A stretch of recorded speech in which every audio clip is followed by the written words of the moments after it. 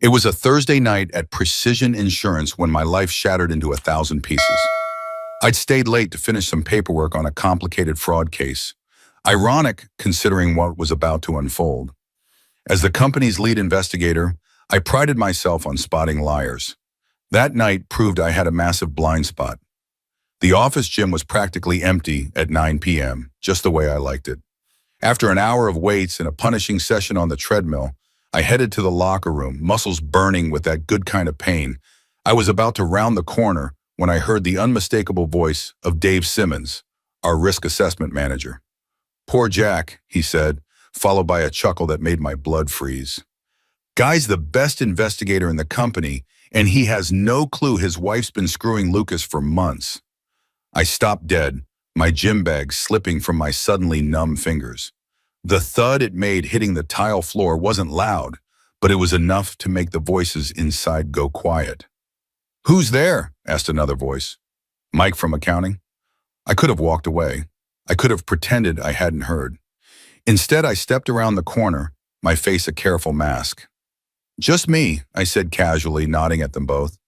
"Forgot my watch." The look on their faces told me everything. Dave's eyes widened with horror, and Mike became intensely interested in tying his shoes. The silence stretched between us, heavy and uncomfortable.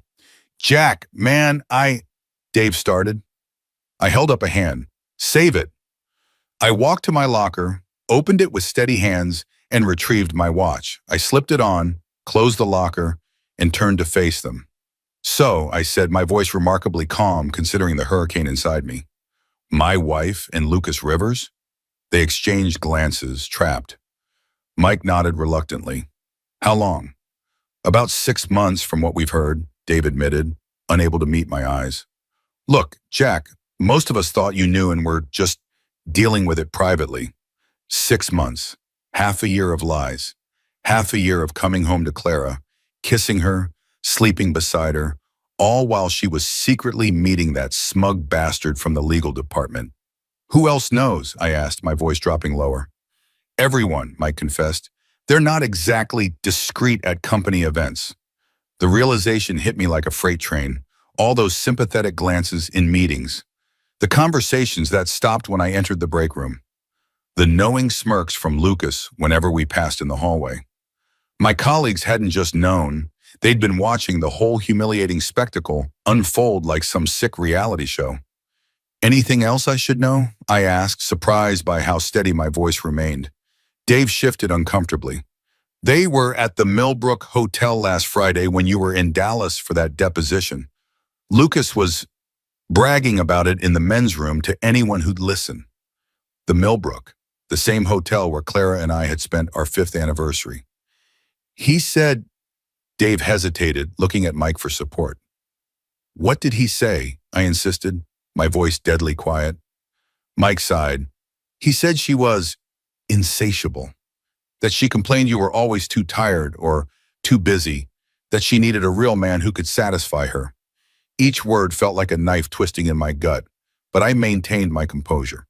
15 years of marriage reduced to locker room gossip. The mother of my children portrayed as some desperate, sex-starved housewife. I nodded once, absorbing the information like I would facts from a case file. "Thanks for the intel, gentlemen." As I turned to leave, Dave called after me. "Jack, what are you going to do?" I looked back at him, my expression neutral. "What I do best," I replied, "investigate." The drive home was a blur. My knuckles were white on the steering wheel as I navigated the Houston streets on autopilot. Questions bombarded me from every angle. How had I missed this? Was our entire marriage a lie? What about our children, Jack Jr. and Amanda? Did everyone in our social circle know?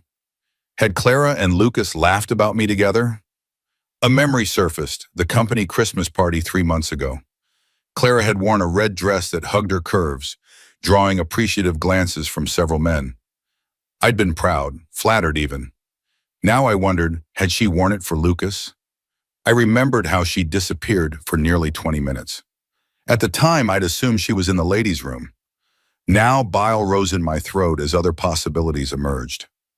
By the time I pulled into our driveway in the quiet suburban neighborhood we'd called home for the past decade, I'd made a decision. I wouldn't confront Clara immediately. That's what she'd expect. An emotional outburst, accusations, maybe even tears. That would give her the upper hand. No, I needed to be strategic. I needed evidence. I needed time. I cut the engine and sat for a moment, staring at our two-story colonial. Warm light spilled from the windows. Through the living room window, I could see Clara moving around, probably tidying up before bed as she always did. The woman I'd loved for 15 years, the mother of my children. A stranger. I took a deep breath, slipped my wedding ring into my pocket, and stepped out of the car. Daddy! Amanda, my 7-year-old princess, launched herself at me the moment I opened the door. I caught her and spun her around, forcing a smile. Hey, pumpkin, aren't you supposed to be in bed? I wanted to show you my science project, she exclaimed, wriggling out of my arms and tugging me toward the dining room table where a half-constructed solar system hung from a coat hanger. It's amazing. You said he's genuinely impressed despite everything. Saturn's rings look perfect. Mom helped me with the glitter, she admitted. As if summoned, Clara appeared in the doorway, wearing yoga pants and one of my old college t-shirts. Her dark hair was pulled back in a messy bun, and she wore the faintest trace of makeup, looking every bit the devoted wife and mother. There you are, she said, smiling. I was beginning to think you'd moved into the office. She crossed the room and stood on tiptoe to kiss me. It took everything I had not to flinch away from her touch. Her lips felt different now, contaminated. Just finishing up the Donovan case, I replied, stepping back. Where's Junior? Upstairs playing that video game you got him. I told him 15 more minutes, then lights out. She tilted her head, studying me. You look tired. Long day, I managed. I'm going to grab a shower. Upstairs, I stopped by Jack Jr.'s room. My 10-year-old son was exactly where Clara had said, hunched over his gaming console, thumbs flying as he navigated some digital battlefield. He looked up as I entered, his face, so much like mine, lighting up. Dad, I beat level 12.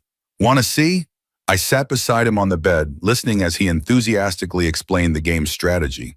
Looking at him, I felt a renewed sense of purpose. I wouldn't just be fighting for my pride. I'd be fighting for my kids. They deserved better than a mother who could so casually betray their family. After putting both kids to bed, I retreated to the shower, standing under scalding water as if it could wash away what I'd learned. Part of me wanted to confront Clara immediately, to see her face when I told her I knew. But the investigator in me, the part that had built a career on methodical, thorough pursuit of the truth, knew better. I needed irrefutable evidence. I needed leverage. I needed a plan. Clara was already in bed when I emerged from the bathroom reading a novel. She looked up and smiled. Want to watch something? She asked, patting at my side of the bed. That show you like has a new episode. Not tonight, I said, slipping under the covers and turning away from her. Like I said, long day. Poor baby, she murmured, placing a hand on my shoulder. Want a back rub? I'm good, I replied, shrugging off her touch. Just need sleep. I felt her hesitation, sensed her confusion at my uncharacteristic coolness. After a moment, she returned to her book. By the way, she said casually, I was thinking we could take the kids to that new water park on Saturday. Juniors have been begging to try the big slides. Family day, as if we were still a real family and not a sham. Sure, I replied. Sounds good. As I lay in the dark, listening to Clara's breathing deepen into sleep beside me, I began to formulate my plan. The betrayal had blindsided me, but the response wouldn't be impulsive. It would be calculated, thorough, devastating. By the time I was done, Clara and Lucas wouldn't know what hit them. Sleep eluded me that night, but clarity didn't. By morning, I knew exactly what I needed to do. The next few weeks were a master class in deception, which was ironic considering I was the one being deceived. I became the perfect husband, attentive, loving, completely unsuspecting. I brought Clara flowers just because. I suggested date nights. I made love to her, mechanical, disconnected sex that left me feeling hollow, and pretended everything was normal, all while I gathered evidence. The first piece of my surveillance operation fell into place 3 days after I'd overheard Dave and Mike. I'd taken a detour during lunch to visit an electronics store across town, paying cash for a high-end GPS tracker. That evening, while Clara bathed the kids, I slipped out to the garage and attached it to the undercarriage of her SUV. Next came the phone. Clara was careless with her devices, often leaving her cell on the counter or coffee table. It took less than 5 minutes to install tracking software that would forward all her texts and call logs to a burner phone I'd purchased. The security PIN, our anniversary date. The irony wasn't lost on me. The hidden microphones were trickier. I placed one in her car, one in her purse, and one in our bedroom. The last one felt like crossing a line, but I needed to know the extent of her betrayal. Had she talked about me to him? Had she brought him into our home, our bed? I created a dummy email account and registered for a cloud service to store all the data securely. Each night after Clara fell asleep, I'd slip down to my home office and review the day's intelligence. It was like working a case, except the subject was my life and the criminal was my wife. A pattern emerged quickly. Clara would drop the kids at school, then head to her job at the real estate office where she worked as an agent. Tuesdays and Thursdays, she'd take extended lunch breaks, often ending up at a small Italian restaurant downtown, always with Lucas. Their conversations were mundane at first, mostly office gossip and inside jokes, but I kept listening. I needed more than lunch dates to prove an affair. Then, on the 5th day of surveillance, I hit pay dirt, a recorded conversation from Clara's car. "I miss you," Lucas's voice smug and entitled. "Last night wasn't enough." "I know," Clara replied, her voice soft, intimate, a tone I thought had been reserved for me. "But Jack's been acting strange lately. More attentive, almost suspicious." "You're being paranoid," Lucas dismissed. "The man's clueless. He's too wrapped up in his precious investigations to notice what's happening under his own roof." Their laughter felt like acid in my veins. They weren't just betraying me, they were mocking me. "We need to be careful anyway," Clara insisted. "Maybe we should cool it for a while." "Are you kidding?" Lucas sounded genuinely surprised. "After what we did in the shower yesterday?" "Baby, we're just getting started. The shower, my shower, our shower." The image of them together in our home, in the space I considered private and sacred, sent a wave of nausea through me so intense I had to lean over the trash can. The waiting was excruciating. Each day I went to the office, making small talk with colleagues who I now realized had been laughing behind my back for months. I'd pass Lucas in the hallway, this man who was sleeping with my wife, and nod politely. Sometimes we'd even discuss cases together, the legal department and investigations often working in tandem. Lucas Rivers, mid-30s, divorced, known office Casanova. He had the kind of practiced charm that impressed people on first meeting and wore custom suits that probably cost more than my monthly mortgage payment. During meetings, I'd study him covertly, trying to see what Clara saw in him. Was it his confidence, his status, the thrill of the forbidden? What made it worse was that he was good at his job, respected even. His legal opinions were usually sound, his work thorough. He donated to the right charities, played golf with the executives, remembered everyone's birthdays. The perfect corporate citizen, except for the part where he was sleeping with a colleague's wife. 2 weeks into my investigation, I hit another significant piece of evidence. A text from Lucas to Clara. "Miss you. Can't wait for Dallas next weekend. No interruptions this time." Dallas, where I was scheduled to attend a 3-day insurance fraud conference. I forwarded the text to my burner phone and leaned back in my chair, a cold satisfaction settling in my gut. They were getting bolder. Careless. Perfect. The next day I approached Tom Wilson after a budget meeting. Tom was Lucas's office mate, a nervous man with thinning hair who always seemed slightly uncomfortable in his own skin. More importantly, he was a known gossip who couldn't keep a secret to save his life. "Hey, Tom," I said casually as we walked toward the parking lot. "I need to check on a property near Westview for a case. Want to ride along? Could use your input on the liability questions." Sure," he agreed, clearly surprised by the invitation. "Now? If you've got time." 20 minutes later, we were driving through the suburbs, making small talk about the Astros' chances this season. I waited until we were well away from the office before steering the conversation where I wanted it. "So," I said, keeping my tone light, Office party next month. You bringing anyone? Probably not, Tom replied, shifting in his seat. You know how those things go. Everyone gets drunk and does something they regret. Like last year's Christmas party, I prodded. I heard things got pretty wild after Clara and I left early. Tom's face flushed. Yeah, I guess so. Lucas seemed to enjoy himself, I continued, watching Tom's reaction from the corner of my eye. He and Clara were dancing pretty close before we headed out. Right, Tom muttered, suddenly fascinated by the passing scenery. You know, I said, slowing for a red light, it's funny. Clara's been working late a lot recently. Says she's showing houses, but when I call the office, she's never there. Tom's discomfort was palpable now. He tugged at his collar, avoiding my gaze. Maybe she's out with clients, he suggested weakly. Maybe, I agreed, accelerating as the light turned green. Or maybe she's seeing someone. Tom's head snapped toward me, eyes wide. What? Why would you think that? I shrugged, the picture of casual unconcern. Just a feeling. Husband's intuition, you could call it. Jack, I don't think... It's Lucas, isn't it? I interrupted, my voice still eerily calm. They're sleeping together. The silence in the car was absolute. Tom's breathing had quickened, and a sheen of sweat had appeared on his forehead.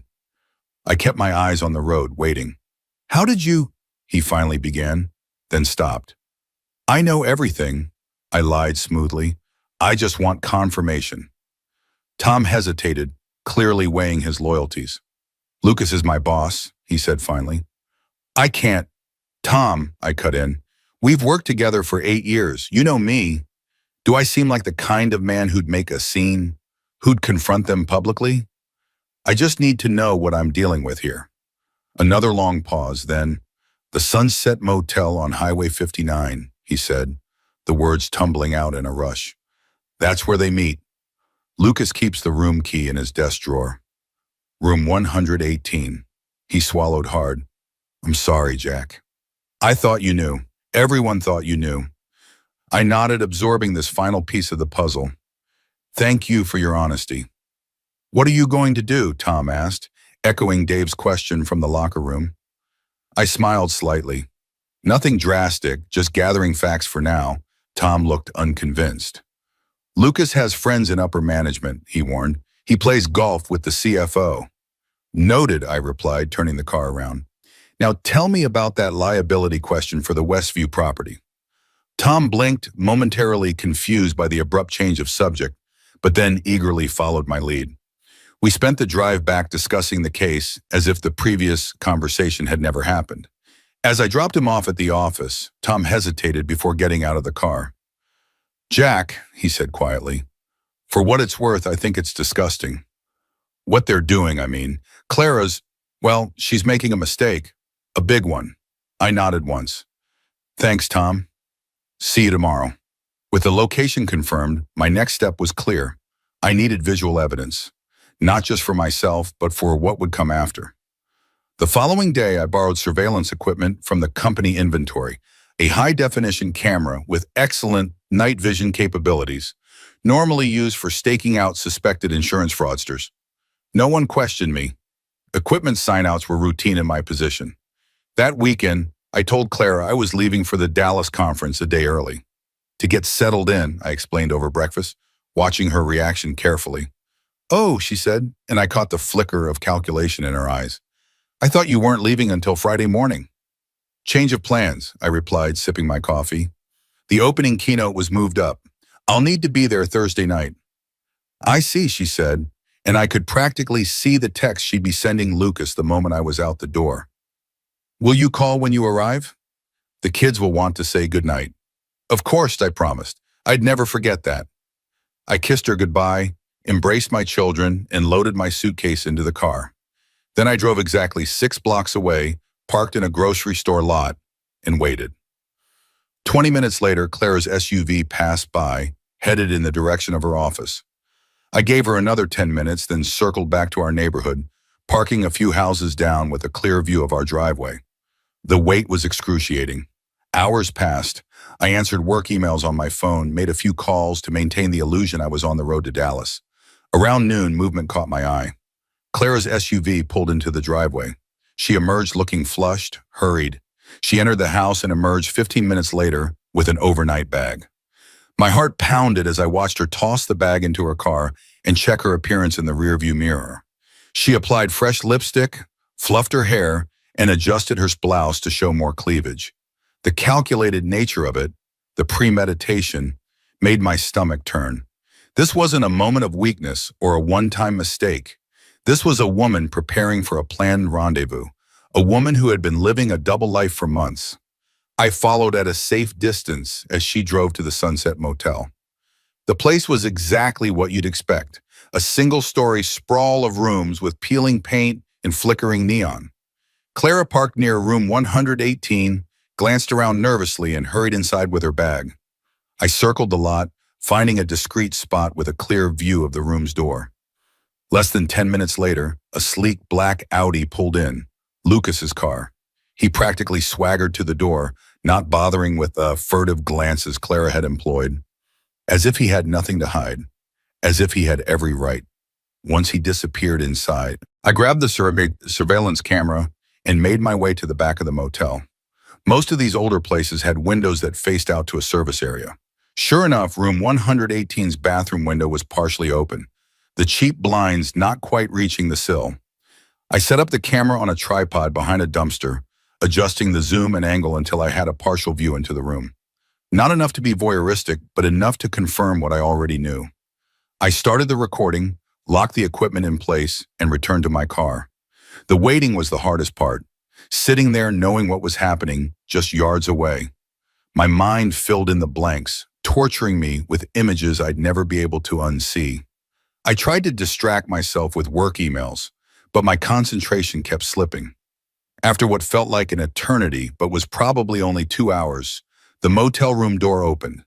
Lucas emerged first, straightening his tie, the very picture of a man without a care in the world. He got into his Audi and drove away without a backward glance. Clara appeared 10 minutes later, looking disheveled despite her obvious attempts to tidy herself up.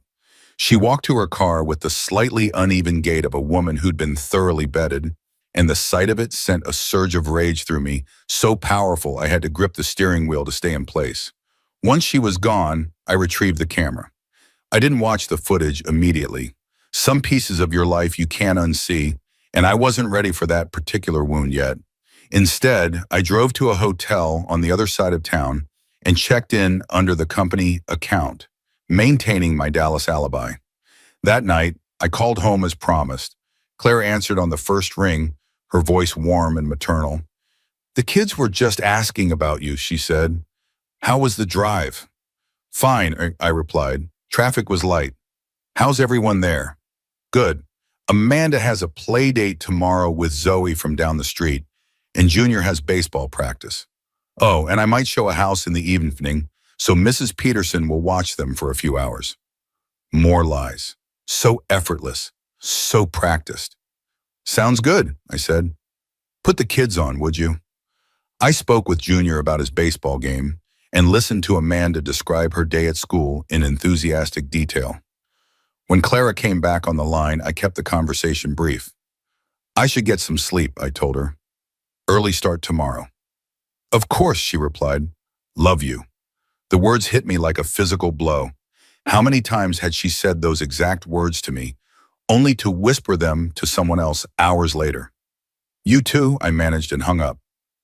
Alone in the anonymous hotel room, I finally connected the camera to my laptop. The footage was grainy but clear enough. Clara and Lucas entering the room, embracing, moving to the bed. I fast-forwarded through most of it, unable to stomach the details, but I watched enough to confirm what I needed. There they were, in living color, my wife and her lover.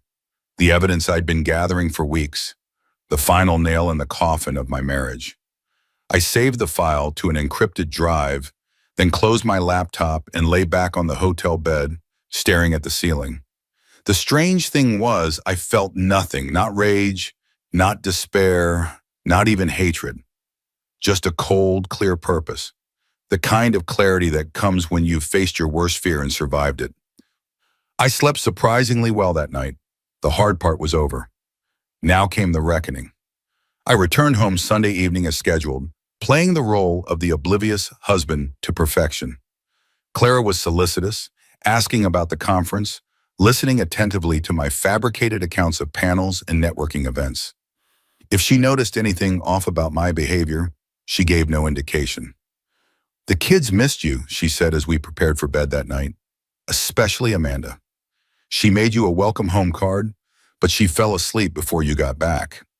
"I'll thank her in the morning," I replied, going through the motions of our normal routine.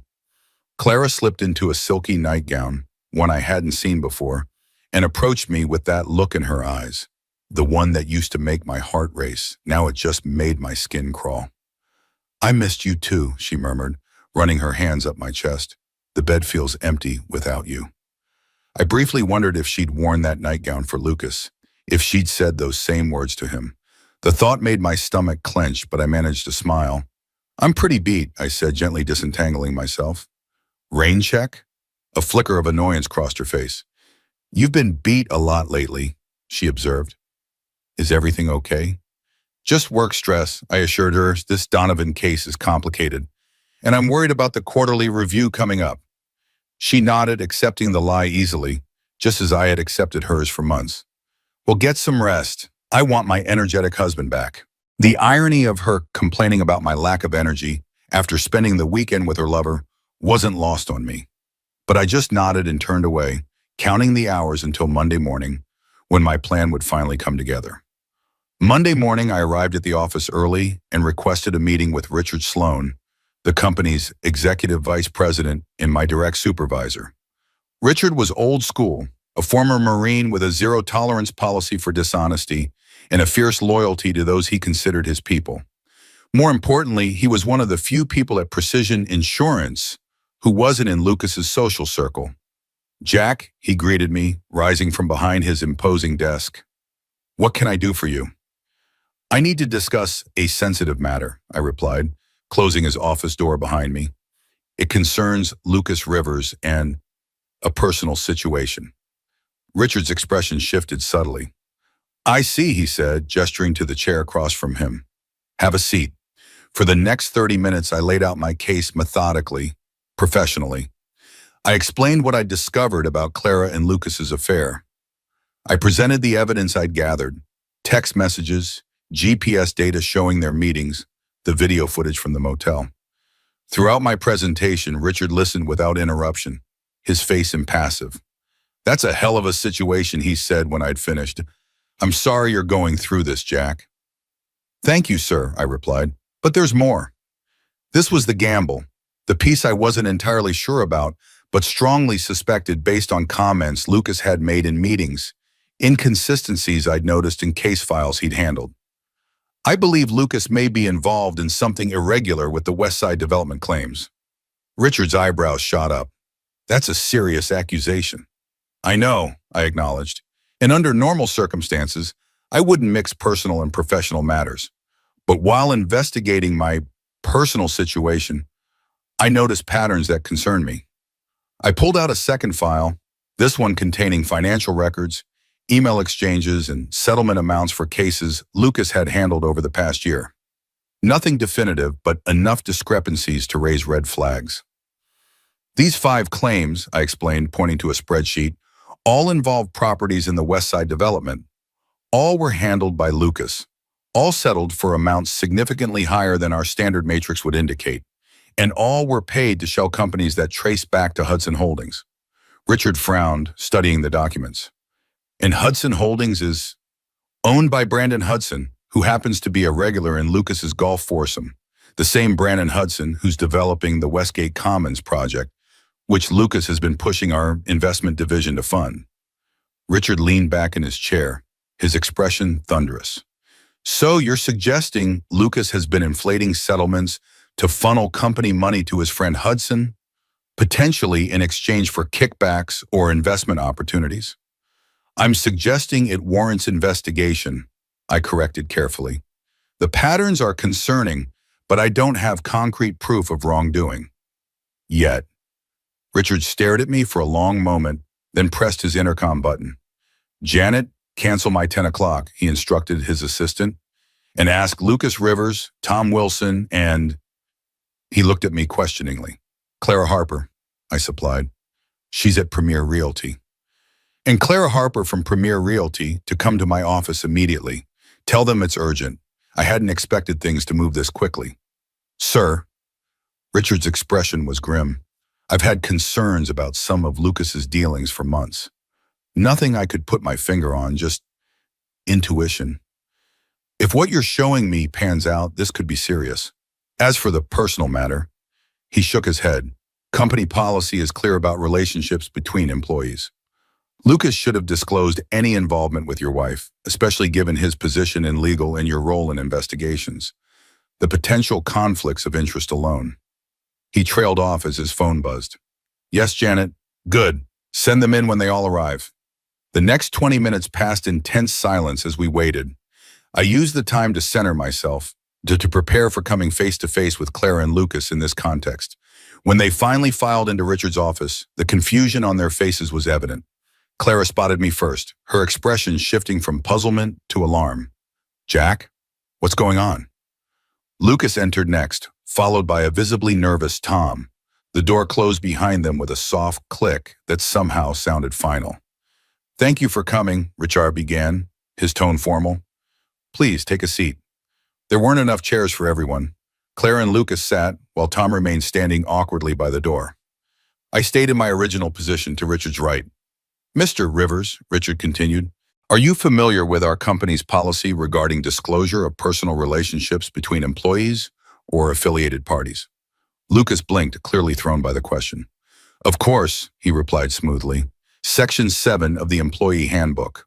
All relationships that could potentially create conflicts of interest must be disclosed to HR. Correct, Richard nodded. And have you made any such disclosures recently? Lucas's eyes darted briefly to Clara, then back to Richard. No, sir. I haven't had any relationships requiring disclosure.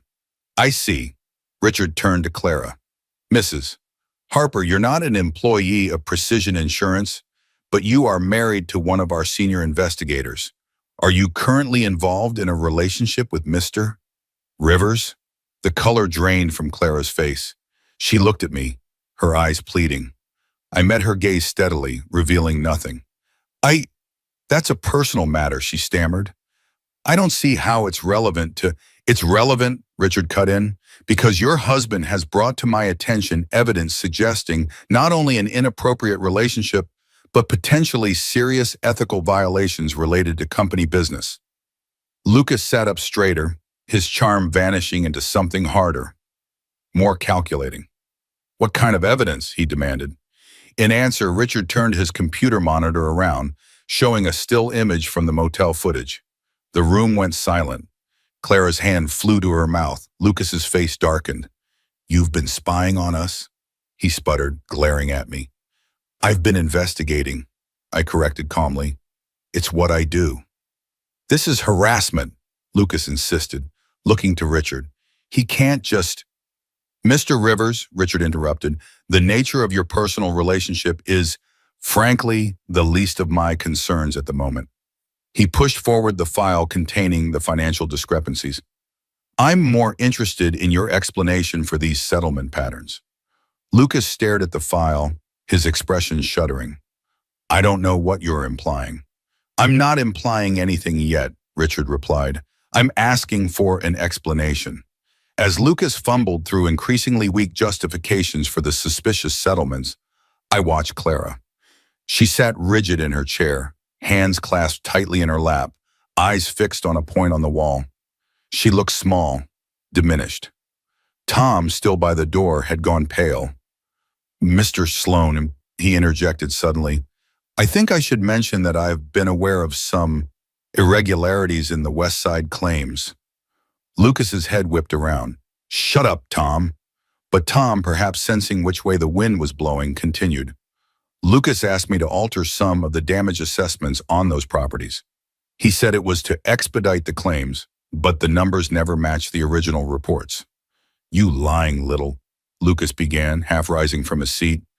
That's enough, Richard snapped.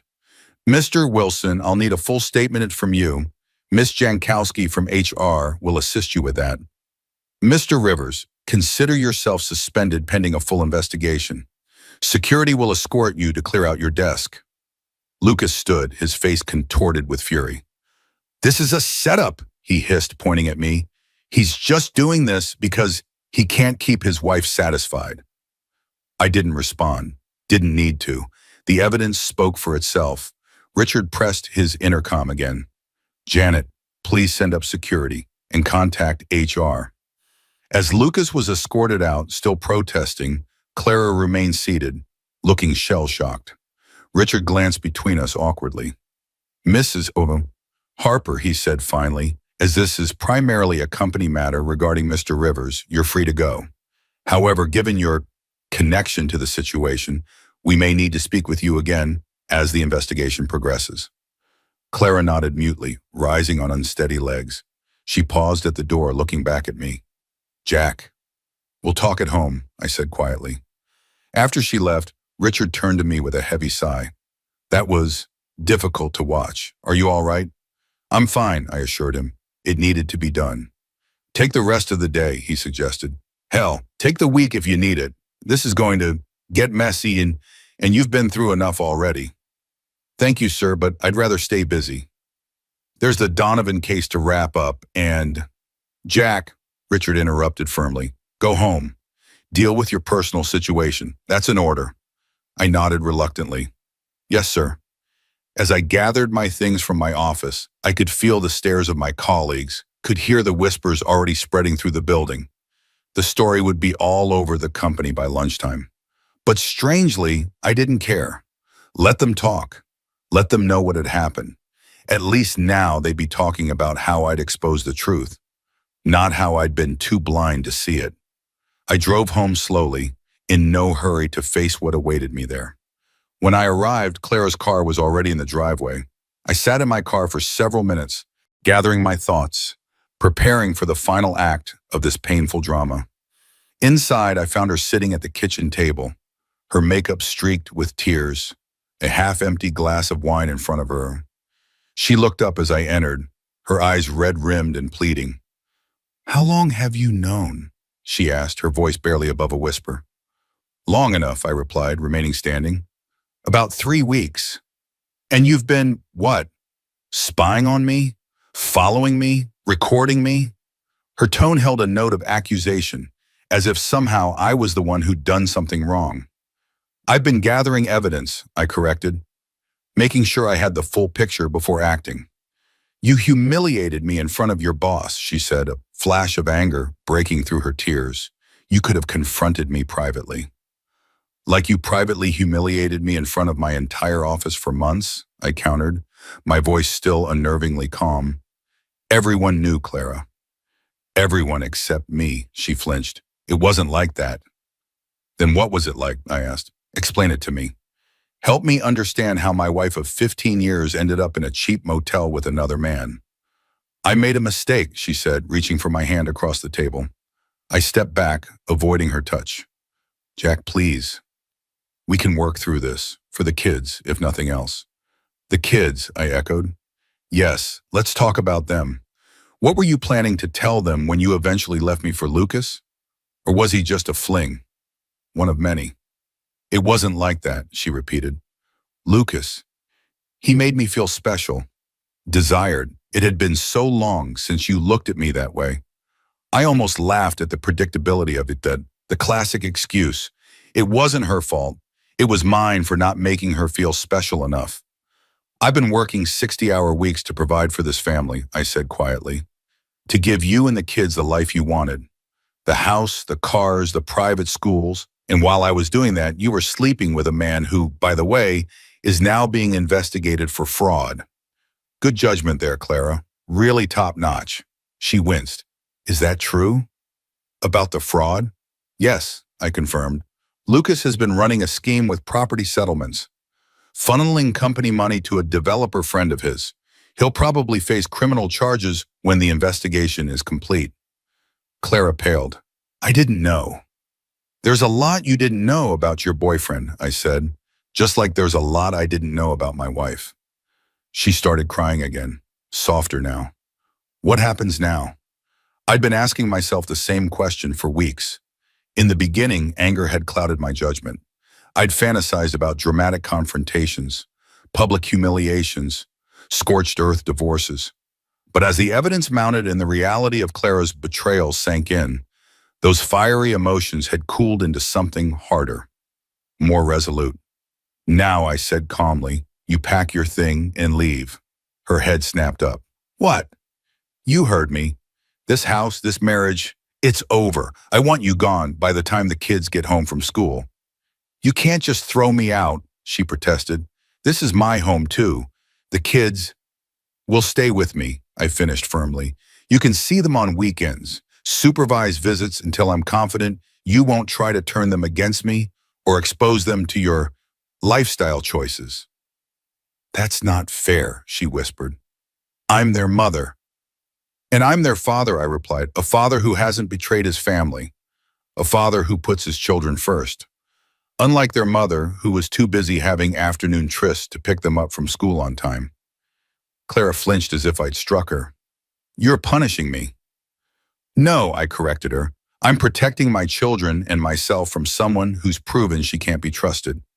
The lawyers can sort out the details, but you're not staying in this house another night. Where am I supposed to go? She asked, a note of panic creeping into her voice. That's not my problem anymore, I said, turning toward the stairs. I'm going to pack your essential things. You can arrange to get the rest later with supervision. Jack, please, she begged, following me. 15 years, 2 children. You can't just throw that away. I stopped on the stairs, looking down at her. I didn't, I said quietly. You did. The moment you decided our vows, our family, our life together meant so little that you could risk it all for Lucas Rivers. It wasn't like that, she insisted, tears flowing freely now. I was lonely. You were always working, always distracted. I needed someone who saw me, who valued me. And now you've lost everything, I replied without sympathy. I hope it was worth it. I continued upstairs, pulled 2 suitcases from the closet, and began methodically packing Clara's clothes. She hovered in the doorway, alternating between tears, pleas, and occasional flashes of anger. What about everything I've done for this family? She demanded at one point. I gave up my career to raise your children. I supported you through law school. I moved 3 times for your job. Doesn't that count for anything? It counted for everything, I replied, folding one of her sweaters, until you decided to throw it all away for some cheap thrills with a man who was using you. He wasn't using me, she protested. He cared about me. He listened to me. He used you to get his rocks off while his friend embezzled company funds, I corrected brutally. And now he's thrown you under the bus to save his own skin. Did you notice how quickly he distanced himself from you in Richard's office? How he didn't even look at you as he was escorted out? That's your knight in shining armor, Clara. That's the man you destroyed your family for. She had no answer to that, just more tears. When I'd finished, I carried the suitcases downstairs and placed them by the front door. Clara followed, still trying to change my mind. What about couples therapy? She suggested desperately. People recover from affairs all the time. We could... No, I cut her off. This isn't just about the affair, Clara. It's about respect, trust. You didn't just sleep with another man. You let me become a laughingstock at my workplace. You lied to my face every day for months. You put our entire family at risk for a man who's now facing criminal charges. There's no coming back from that. I checked my watch. The kids will be home in an hour. I suggest you be gone by then. Can I at least say goodbye to them? She asked, her voice small. I considered this. Despite everything, she was their mother. You can call them tonight, I said finally. I'll explain that you're staying with a friend for a while. We can tell them the full truth when things have settled. She nodded, defeated. Where will I go? Call a friend. Get a hotel room. Go to Lucas for all I care. Just be gone when I get back. I grabbed my keys and headed for the door, needing to escape the suffocating atmosphere of what had once been my happy home. I did love you, you know, Clara said quietly as I reached for the doorknob. I still do. I turned to look at her one last time. The woman I'd built a life with, the mother of my children, a stranger. No, I said simply. You don't know the meaning of the word. I walked out, closing the door firmly behind me. In my car, I sat for a moment, expecting to feel something, grief perhaps, or regret, but there was only a sense of finality, of a chapter closing. The betrayal had changed me, hardened something inside that would never quite soften again. But I wasn't broken, far from it.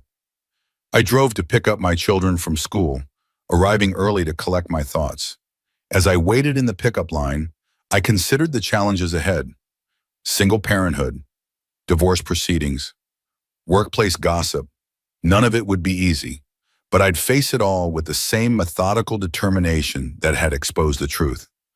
When Jack Jr. and Amanda bounded into the car, their faces lighting up at the unexpected surprise of Dad picking them up, I felt the first genuine smile in weeks spread across my face. They were my future now, my priority, my purpose. Dad, Amanda exclaimed, buckling her seatbelt, you never pick us up. Things are going to be a bit different from now on, I told them, meeting their eyes in the rearview mirror.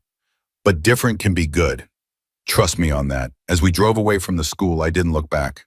There was nothing behind me worth seeing anymore. Everything that mattered was right here in this car and in the new life waiting ahead. The following weeks were a blur of activity. Lucas was fired from Precision Insurance once the fraud investigation confirmed my suspicions. Criminal charges were pending. The company gossip machine churned at full speed, but to my surprise, most of my colleagues rallied around me. Dave and Mike in particular went out of their way to be supportive, perhaps to assuage their guilt for not telling me sooner. Clara moved in with her sister temporarily. Our divorce proceedings began with her lawyer making increasingly desperate attempts to secure a favorable settlement. But with the evidence of her affair and Lucas's legal troubles, her position was weak. My attorney was confident we'd get the outcome we wanted: primary custody of the kids, the house, and a fair but not excessive financial settlement. The hardest part was explaining the situation to Jack Jr. and Amanda. I'd enlisted the help of a child psychologist who advised a gentle to appropriate approach that emphasized that both parents still loved them, even if we couldn't live together anymore. But why can't Mom live here? Amanda had asked, her lower lip trembling. Did she do something bad? Mom and I have grown apart, I'd explained carefully. Sometimes adults change and can't be married anymore. But we both love you and Junior very much. That will never change. Jack Jr. at 10 was more perceptive. It's because she was with that man from your office, isn't it? He'd asked one night as I tucked him in. I heard Aunt Lisa talking about it on the phone. I'd been shocked into momentary silence. Junior, that's complicated adult stuff, I'd finally managed. He'd looked at me with eyes far too wise for his age. It's okay, Dad. I won't tell Amanda. She'd just get upset. I'd hugged him tightly, marveling at his resilience and protectiveness toward his sister. You're a good big brother, buddy. And yes, that's part of it. But the important thing is that we're going to be okay. All of us. 1 month after Clara moved out, I received an unexpected visitor at the office. I was deep in a case file when a knock at my door made me look up. Brandon Hudson, Lucas's developer friend and partner in crime, stood in my doorway, looking uncomfortable. Got a minute, Harper? He asked. I gestured to the chair across from my desk, curious despite myself. What can I do for you, Mr. Hudson? He sat down heavily, his usual confidence notably absent. I wanted to apologize, he said without preamble, for my part in all this. The West Side claims, Lucas, everything. I leaned back, studying him. Why come to me? Shouldn't you be apologizing to the company or the prosecutors? I've done that too, he admitted. Turned state's evidence against Lucas. He was the mastermind. I just went along with it. And why should I believe that? Hudson sighed. I don't expect you to. But I want you to know I had no idea about the personal stuff. Your wife, I mean. That was all Lucas. He has a history of this kind of thing. His divorce wasn't because his ex was crazy, like he told everyone. It was because he was sleeping with half the women in her social circle. I absorbed this information, unsurprised but still disgusted. Why are you telling me this? Because I heard he's been trying to contact your wife again, Hudson said bluntly. claiming he was set up, that you framed him, that they can still be together once this misunderstanding is cleared up. My blood ran cold. And you know this, how? He called me, tried to get me to change my testimony, said he had a plan to get back on top, mentioned your wife was part of it. Hudson shifted uncomfortably. Look, I'm not a good guy. I've done things I'm not proud of, but even I have lines I won't cross. Destroying a family? That's beyond the pale. I nodded, processing this unexpected warning. Thank you for the information. After Hudson left, I sat in silence for several minutes, then picked up the phone and called my attorney. If Lucas was trying to manipulate Clara, we needed to document it. It could only strengthen our case. That evening, as I drove home, I received a text from an unknown number. We need to talk. About Lucas, please. Clara, I hesitated, then responded, tomorrow. 1 p.m., the coffee shop on Westheimer, public place only. Her reply was immediate. Thank you. The next day, I arrived at the coffee shop 15 minutes early, securing a table with a clear view of the entrance. Clara arrived precisely at 1, looking thinner than I remembered, with dark circles under her eyes. She'd made an effort with her appearance, but the strain of the past months showed. Thank you for meeting me, she said as she sat down, clutching her purse tightly. What's this about? I asked, keeping my tone neutral. She took a deep breath. Lucas has been calling me, texting, showing up at Lisa's house. He says you set him up, that none of the fraud allegations are true, that once he clears his name, we can be together. And you believe him? No, she said, surprising me. Not anymore. At first, maybe I wanted to, but then he started getting erratic, demanding money for his legal defense, suggesting I could help him by testifying against you somehow. I leaned back, studying her face. And why are you telling me this? Because I'm scared, she admitted. Not just for me, but for the kids. He knows where Lisa lives. He's been drinking, talking crazy. Last night he showed up at 2 a.m., pounding on the door. Lisa's husband had to threaten to call the police. Have you filed a restraining order? She nodded. This morning, but I wanted you to know, to be careful. He blames you for everything. I appreciate the warning, I said carefully. Clara hesitated, then reached into her purse and pulled out a flash drive. There's more. After I moved out, he contacted me, wanted to comfort me. He was recording our conversations, planning to use them somehow against you in court. She pushed the drive across the table. It's all on here, like every call, every text, things he said about the fraud, about how he was going to fix it. I think it might help with your case. I stared at the flash drive, then back at Clara. Why would you give me this? Because I was wrong, she said simply, tears welling in her eyes, about everything. Lucas, us, what I thought I wanted. I destroyed our family for a man who never cared about me at all, who was just using me to get at company information. Who? She swallowed hard.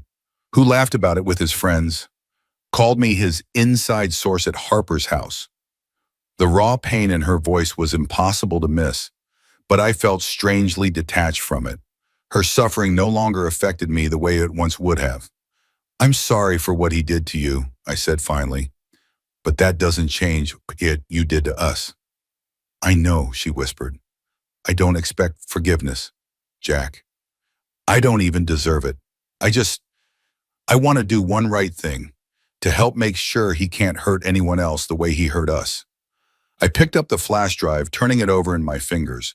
I'll pass this to my attorney and the prosecutor handling Lucas's case. Thank you. Clara hesitated, then added, how are the kids? They're adjusting, I replied. Junior's been helping Amanda with her homework. She misses you, but she's resilient. And you? She asked softly. How are you doing? The question caught me off guard. How was I doing? I hadn't really stopped to consider it. I'm rebuilding, I said finally. One day at a time. Clara nodded, tears spilling onto her cheeks. I really am sorry, Jack. For everything. I know, I said, and was surprised to realize I meant it. Her remorse seemed genuine. It didn't change anything, but I could acknowledge it. Take care of yourself, Clara. For the kids' sake, if nothing else. As she left, I didn't feel the anger that had sustained me for months, just a quiet sadness for what might have been, and a growing certainty that whatever came next, I would face it on my terms. The flash drive Clara provided proved invaluable. It contained damning evidence against Lucas, including explicit admissions about the fraud scheme and his plans to manipulate Clara against me. The prosecutor was ecstatic, and my divorce attorney was confident we'd secure the best possible outcome for me and the kids. 3 months after that coffee shop meeting, Lucas Rivers pled guilty to multiple fraud charges in exchange for a reduced sentence. Claire and I finalized our divorce with minimal drama, with me receiving primary custody of the children in the family home. She would have supervised visitation rights, gradually increasing as she demonstrated stability and reliability. The night after the divorce was finalized, I sat on the back porch of what was now solely my house, watching Jack Jr. and Amanda play in the yard. My phone buzzed with a text from Richard Sloan. "Board approved your promotion to Director of Investigations." "Congratulations," I smiled, feeling a weight lift from my shoulders. The journey had been painful, the revelations devastating, but I'd survived, more than survived. I'd emerged stronger, more aware, more determined to build the life my children deserved. "Dad," Amanda called, racing toward me with her hand cupped around something. "Look what I found." She opened her palm to reveal a tiny green frog, no bigger than a quarter. "He was hiding under the swing," she explained excitedly. "Can we keep him?" Jack Jr. rolled his eyes but couldn't hide his own interest in the tiny amphibian. "We should probably let him go," I said gently. "He has his own family to get back to." Amanda considered this, then nodded solemnly. "Okay, but can we make him a little house first, in case he wants to visit?"